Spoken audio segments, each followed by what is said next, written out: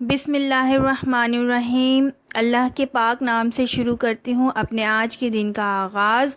میری طرف سے آپ سب کو السلام علیکم۔ امید کرتی ہوں آپ سب لوگ خیریت سے ہوں گے اور اپنا خیال بھی رکھ رہے ہوں گے۔ یہ آن لائن کلاس آپ کو دی لنکن اسکول کی جانب سے دی جا رہی ہے اور میں ہوں آپ کی جماعت ششم یعنی چھٹی جماعت کی اردو کی استانی ریما شیخ۔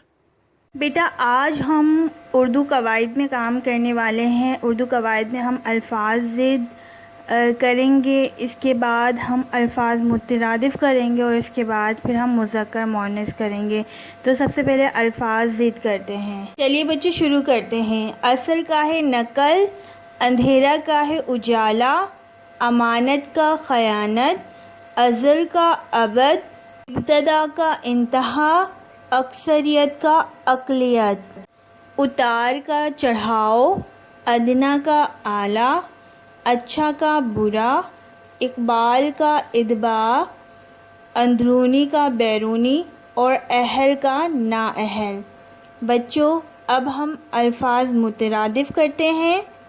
بادشاہ کا تاجور، بہشت کا جنت، بہشت کا فردوس اور خلد بھی ہے، بغض کا کینہ، بہادر کا شجاع، پرایا کا غیر، پرانا کا قدیم، پختہ کا مضبوط، حسین کا خوبصورت، خفیف کا معمولی، خیر خواہ کا خیر اندیش، خوف کا ڈر، خوش کا ہے شاد اور خرم، خوشخبری کا ہے مزدہ۔ اب ہم مذکر اور مؤنث کرتے ہیں۔